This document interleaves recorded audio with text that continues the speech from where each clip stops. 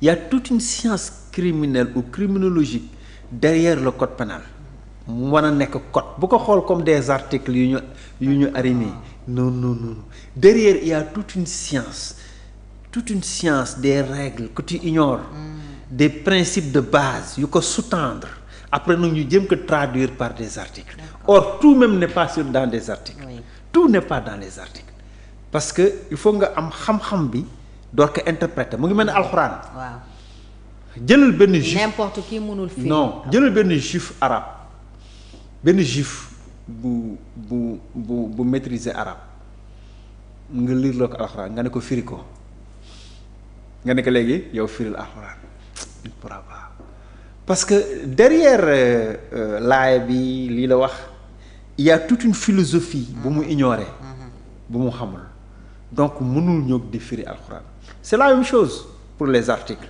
il faut pas croire que da ngay ñëw ubbi benn code rek na bon article sangam nee ni article sangam nee ni bon soo ko defee parce que derrière les articles am na des principes généraux am na des principes fondamentaux yoo xam ne yow da nga koy ignorer moo tax doo mën a expliquer article yi voilà un peu le problème les sachants ñoo koy les sachants il faut des spécialistes pour ça et parmi les spécialistes dafa am ay niveaux am na ñoo xam ne seen niveau fii la yem c'est comme les infirmiers les médecins ak les professeurs agrégés en médecine bokkuñu niveau d'interprétation ci réalité yi de la même façon ci juristes yi également c'est la même chose il y a des niveaux d'interprétation en fonction spécialité nit ki ak niveau connaissance am ak expérience am alors ñi am problème ak justice aussi Assane mel na ni waa Pastef ci la ñu bokk parce que dañ leen di dégg ñuy attaquer justice lu bari ñoom ci seen bopp surtout bu ñu rejeter dara lu mel ni conseil constitutionnel bi mu fi rejeter la loi d'interprétation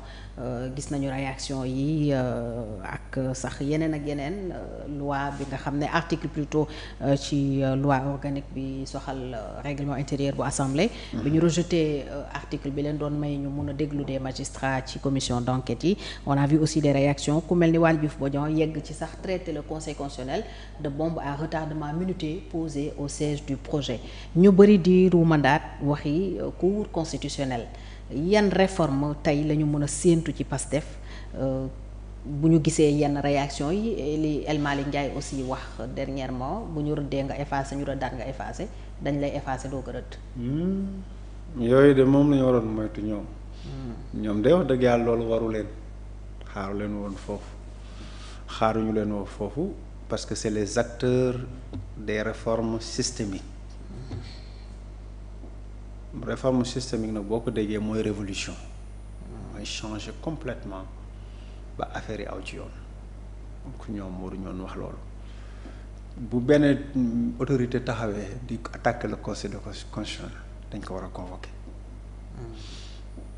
soit mu excuser publiquement wala ñu déclencher procédure contre lui contre elle contre cette autorité là man loolu laa gëm dans un état responsable personne ne doit être au-dessus des lois boo taxawee nga oser attaquer lu toll institution bu toll ni conseil constitutionnel dañ la war a attaquer yóbbu la justice ak koo mën a doon voilà comment on doit fonctionner désormais suñ ko mënee moo gën même man si je le fais dañ ma war a yóbbu ñu yow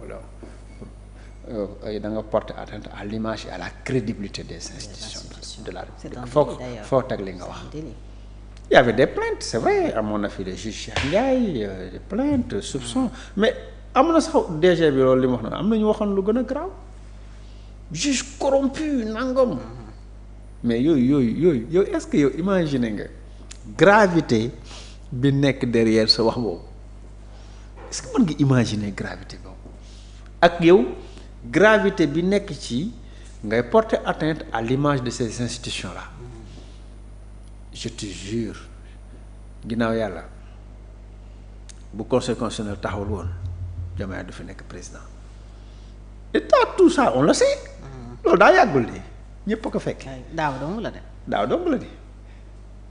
lu Macky teg te amul lu Macky tegul nag conseil constitutionnel dindi ko. pour Pastef bañ a bokk. waaw lu Macky teg conseil constitutionnel di jëlee ko fa te conseil constitutionnel Macky leen fa teg. organiser nañ fi concertation nationale conseil constitutionnel na leen du fi am fixer leen délai. ñu organiser pour repousser les élections ñu def fi loi assemblée toog journée di ko voté. bi ñu paree conseil bi leen xool di leen xaar ba ñu paree mu ñu indi loi bi mu déclaré que inconstitutionnel daal di fixer délai élection loolu bu ñu ko fàttee ñoom ma xam ni seen mémoire guddul bu ñu wëbbitikoo nag ni ces conseils là. bombe retardement parce que dañu bu doon bombe retardement bombe bi taal nag tàkk na seen kaw bu yàgg heure bi ñu ngi si Rebeuss tëdd ñoom ñoo ñu di wax. ok bombe à retardement minute sax la wax. kon du ñu nekk port de moom kon du ne port de port bala lay ne port Rebeuss. non attendez mais soyez sérieux Fatou li may wax nii fekke nga ko. dëgg la. fekke nga ko kaneen fekk na ko kaneen fekk na internautes yi fekk nañ ko. mais encore une fois mais il faut que ñun Sénégalais ñu apprendre à être sérieux. mais si on n'est pas sérieux nan la ñuy tege réew mi si yoon. et honnête surtout. même booy wax doo sérieux ci li ngay wax. léegi nag y a des choses à améliorer dégg nañu koy def ñaan dañuy def jël conséquence kii bi conseil constitutionnel def ko cour constitutionnel mais le conseil constitutionnel fonctionne comme une cour. y a pas lieu de réformer. mais non bi ngay changer. mais le conseil ni muy fonctionner nii da nga kaa mën a dépasser. waaw un seul magistrat ne décide pas.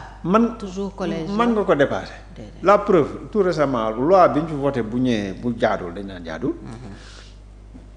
la justice fonctionne correctement.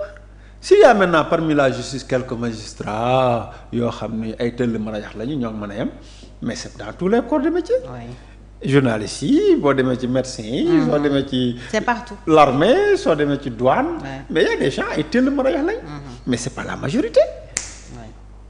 maintenant il faut améliorer les institutions dañ koy améliorer dañuy xool là où ça ne va pas ñu xool jéem a changer fii defar fii defaraat fii changer recruter defaraat mais loolu je suis d'accord mais bul ñëw di cracher sur les gens parce que simplement xam nga ni mënuñu la tontu wala boog fañ lay tontoo du neex parce que bis boo wàccee ba jàkkaarloo waat ak ñoom du ñu fàtte yow li nga waxoon mais loolu c'est pas comme ça que ça doit fonctionner bu la nit taxawee ci ni mu war a taxaw ba yow nga génn ci bu la buti ko dalaat ci kawam waat naa ni bu du woon conseil constitutionnel kenn waxatu ko te yow fekk nga ne la fii Fatou. fii la ñu fekk.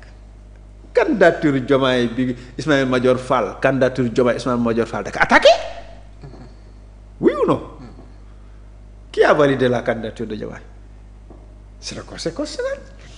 nga ne bombe retardement la contre qui. le projet.